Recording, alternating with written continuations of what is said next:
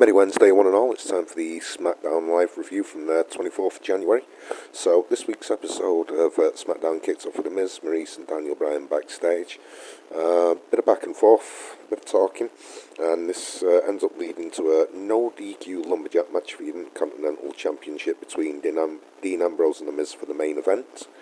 This leads into the first match, which is Randy Orton versus Luke Harper. Bray Wyatt sat by the ringside in his good old rocking chair, watching the match as it goes on. Basically, it continued back and forth a little bit, and Harper went for a clothesline. Orton countered it into an RKO for the pinfall, and after the match, Bray Wyatt planted Harper with his sister Abigail. I was kind of hoping that Luke Harper would win this, but I don't really know where it would have been going. Orton and Wyatt walked away in the end and left Harper in the ring. So whether they're going to do the big split in the end, or what they're going to do when Eric Rowan comes back, I'm not quite sure. The next part was Mickie James joining Renee Young in the ring. Renee was trying to do an interview. Mickie wasn't answering the questions. Becky Lynch storms down to the ring, starts tackling Mickie. Becky then chases her to the barricade.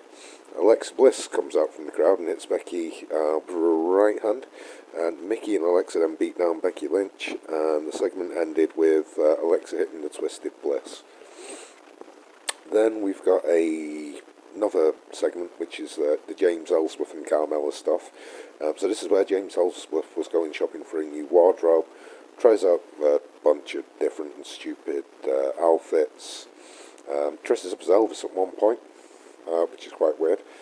Carmella then picks out Ellsworth's new outfit, deems it to be fabulous. End of the segment there.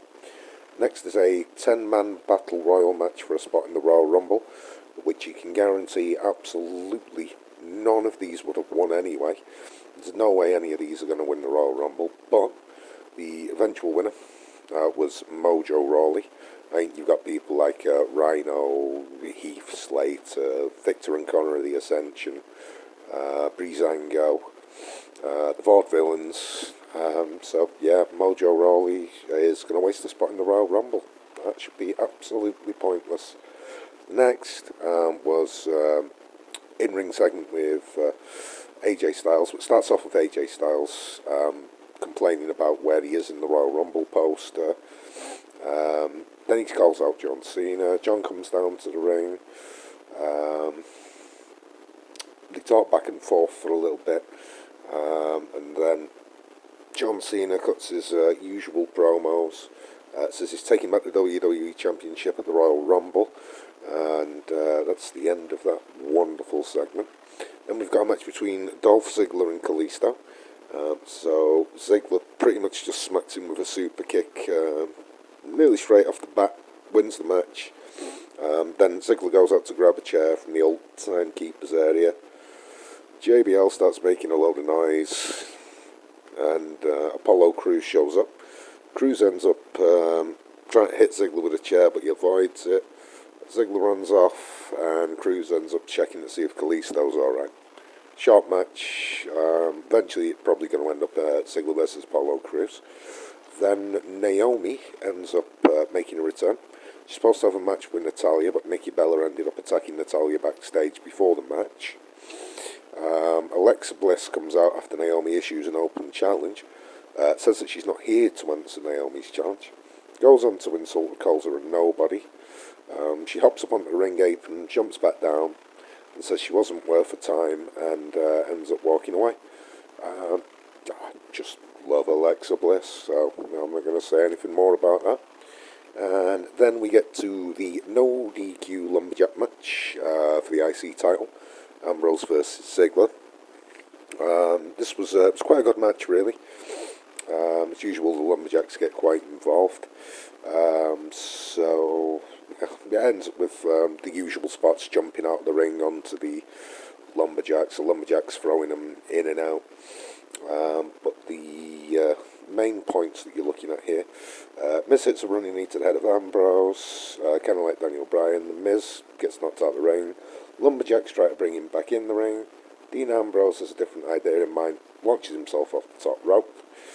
Baron Corbin jumps into the ring, attacks Ambrose. All the Lumberjacks pile in, start battering the hell out of each other. And then it gets down to just Ambrose and The Miz in the ring.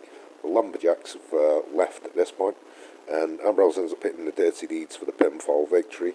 Not the most exciting episode of SmackDown, but, because it's short, it's still better than Raw. Kind of ended better than Raw as well, even though, that did end with Brock Lesnar and The Undertaker in the ring last night, and Goldberg, of course. But, I forgot also this week we've got TNA Impact, which is the Genesis fake pay-per-view type special. We've got NXT TakeOver as well, which I'd completely forgot about, so we'll probably try and do a video on that. And then we've got the Royal Rumble as well on Sunday.